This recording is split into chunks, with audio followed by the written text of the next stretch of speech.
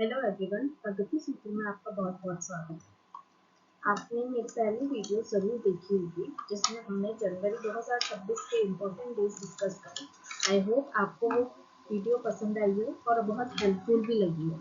तो उसी सीरीज को कंटिन्यू करते हुए आज हम पढ़ने वाले हैं जनवरी 2026 के books and authors. Okay, books and authors. तो चलिए स्टार्ट करते हैं।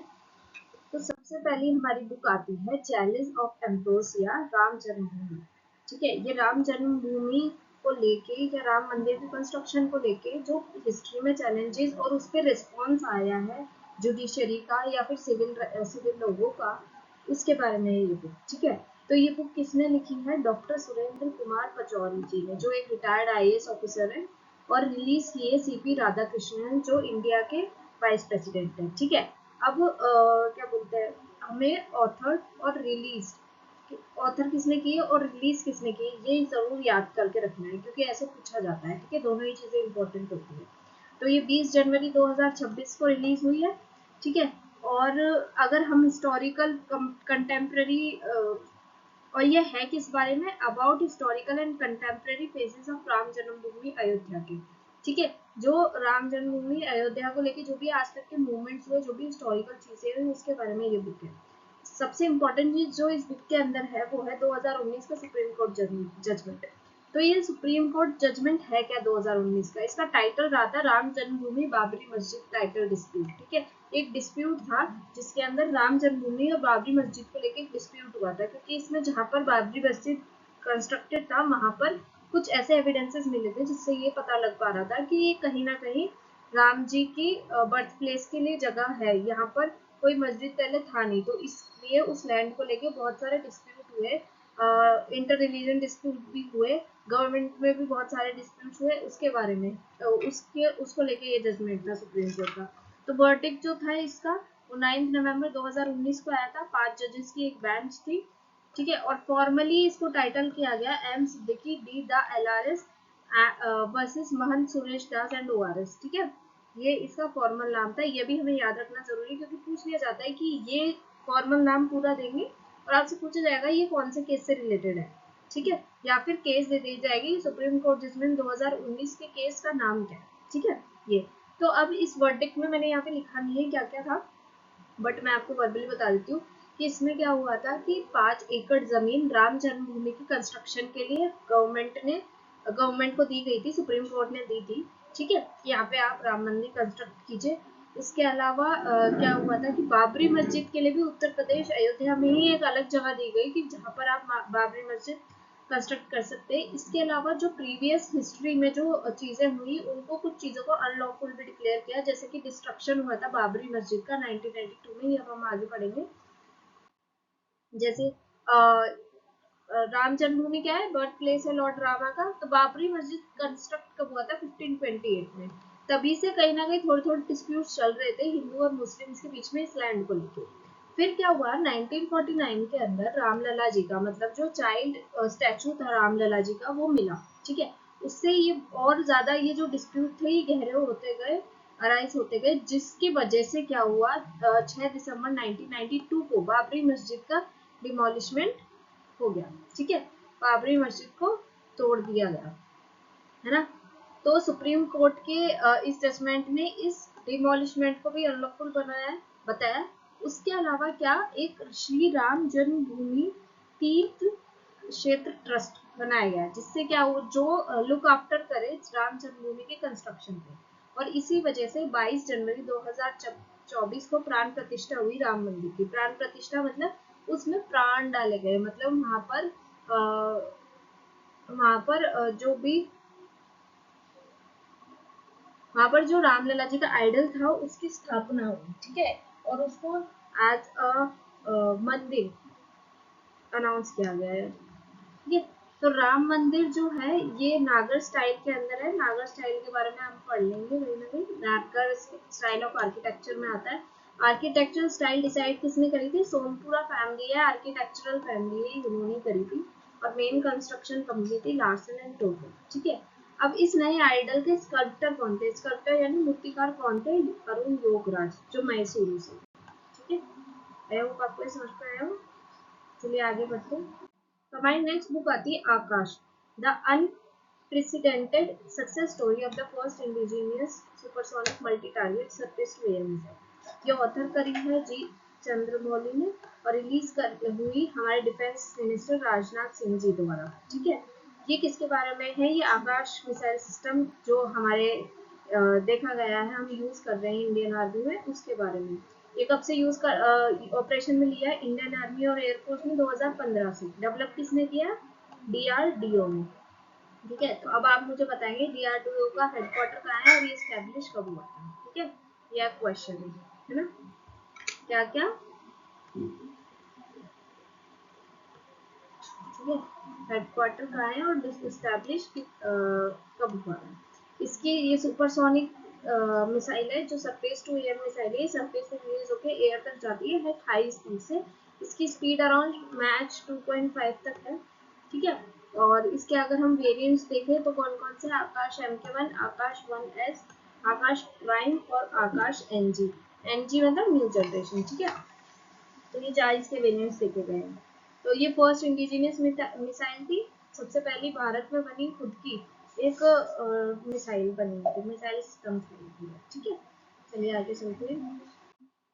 अगली बुक है हिस्ट्री दैट इंडिया इग्नोर्ड। ये उस हिस्ट्री के बारे में ये बुक है जो ज्यादा फोकस में नहीं लाई गई, या फिर जो NCERT टेक्स्ट बुक्स वगैरह उसमें इंक्लूड नहीं की गई, जिस पे ज्यादा फोकस नहीं पड़ा है लोगों का, उसे उसके बारे में ये बुक है। तो ये ऑथर किसने करी है? प्रेम प्रकाश रामचंद्र गुहा जी ने। ये एशिया न्यूज इंटरनेशनल के चेयरमैन है। ठीक है, इसका आप मुझे हेडक्वार्टर बता दीजिए एशिया न्यूज इंटरनेशनल का। ठीक है, लॉन्च किसने करी? प्रमोद सावंत जी ने, जो गोवा के CM है। और ये फोकस करता है इंडिया की उस हिस्ट्री पे जो टेक्स्ट बुक या और चीजें और बुक्स में फोकस नहीं की गई है, जो पता होनी चाहिए हम इंडियंस को, बट नहीं बताई गई है। ठीक है, ज्यादा फोकस नहीं करा है मतलब। चलिए आगे बढ़ते हैं। आगे आता है Nalanda, how it change the world. Nalanda क्या है? यूनिवर्सिटी है। ठीक है, उसमें ये बताया गया है, इस बुक के अंदर क्या बताया गया है कि नालंदा ने किस तरीके से वर्ल्ड को चेंज किया, मतलब वे ऑफ थिंकिंग और हिस्ट्री से रिलेटेड चीजें हमें बता के हमारे परसेप्शंस बनाए या कुछ भी। ठीक है, इसके बारे में ये बुक है। ऑथर किसने करी है? अबे के ने। ये एक ऑथर और पोएट है बिहार से। ठीक है, तो अब हम नालंदा यूनिवर्सिटी के बारे में पढ़ लेते हैं। डेवलप किसने करी थी? कुमारगुप्त वन ने। ठीक है, गुप्ता एम्पायर के ये रूलर रहे हैं 5th सेंचुरी में।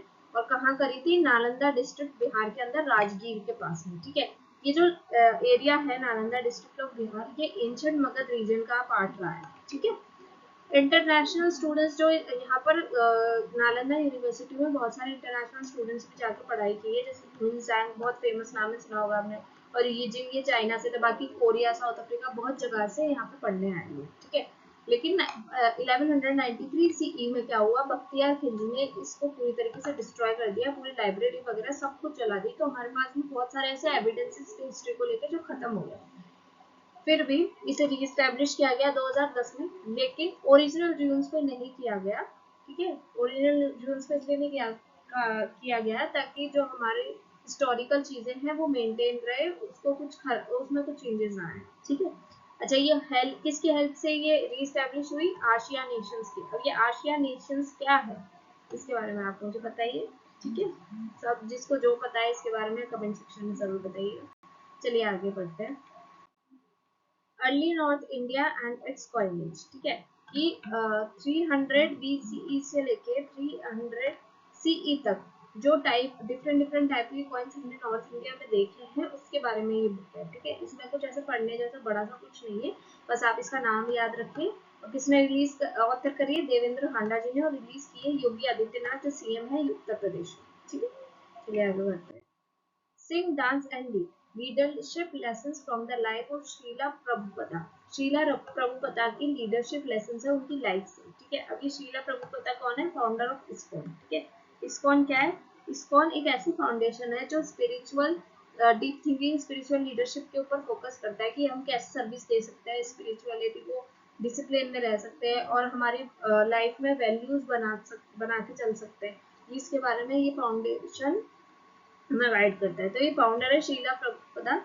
तो इनकी ऑथर किसने करी है? हिंडोल सेनगुप्ता जी ने और लॉन्च करी है वीपी राधाकृष्णन जी ने। ठीक है, थीम क्या रही है? Spiritual leadership, service discipline and value based management. ठीक है, चलिए आगे बढ़ते हैं। खुतपत ए मोदी लाल किला की फसील से, ये बुक है। ठीक है, अब इसका मतलब क्या है कि ये मोदी मतलब हमारे जो प्रधानमंत्री नरेंद्र मोदी हैं उनके बारे में है ये। एक्चुअली उनके बारे में नहीं, 2014 से लेकर 2025 तक जितने भी एड्रेसेस उन्होंने डिलीवर किए हैं इंडिपेंडेंस डे के दिन एट रेड फोर्ट, उसका ये कंपाइलेशन है। ये बुक रिलीज किसने करी है? धर्मेंद्र प्रधान जी ने। कोई ऑथर नहीं है क्योंकि ये तो ऑलरेडी एड्रेसेस तो डिलीवर हो चुके हैं, तो उनको कंपाइल करके एक बुक बनाई गई है, खुतबत है मोदी लाल किला की तस्वीर से। ठीक है, चलिए आगे बढ़ते हैं। प्रेमो विश्वा विश्वानो प्रेम, ये बुक है। ठीक है, ये बुक लिखी किसने? श्रीमद विजय रत्न सुंदर सूरीश्वर जी महाराज। ठीक है, ये एक जैन स्कॉलर है और ये इनकी 500 बुक है, 500 बुक, और ये बेस्ड है deep spiritual philosophical and universal dimension of love पे, मतलब कि कोई स्पिरिचुअल थिंकिंग फिलोसफी इन सब पे बेस्ड है। अच्छा, ये इम्पोर्टेंट है। क्यों है इम्पोर्टेंट? क्योंकि इस बुक को हमारे प्रधानमंत्री नरेंद्र मोदी जी ने प्रेस किया है, इसलिए बुक बहुत इम्पोर्टेंट हो जाती है। याद रखना, इम्पोर्टेंट है, आ सकती है। ठीक है, चलिए, तो आज का सेशन यही खत्म होता है। आई होप आपको समझ में आया, और जितना मैं कवर कर सकती थी बुक से रिलेटेड जानकारी का मैंने कवर किया है। बाकी अगर आपको कोई और इम्पोर्टेंट बुक या इन बुक से रिलेटेड कोई स्टार्टिंग ध्यान में आती है तो प्लीज कमेंट सेक्शन में बताइए।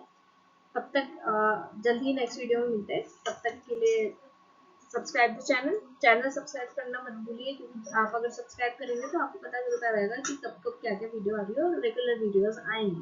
ठीक है, शेयर भी कीजिए जिससे आपके और हमारे जैसे एस्पिरेंट्स को हेल्प मिल सके, और वो बिना किसी प्रेशर के, बिना किसी टेंशन के जीके का कोर्स कंप्लीट कर सके। ठीक है, तब तक के लिए थैंक यू।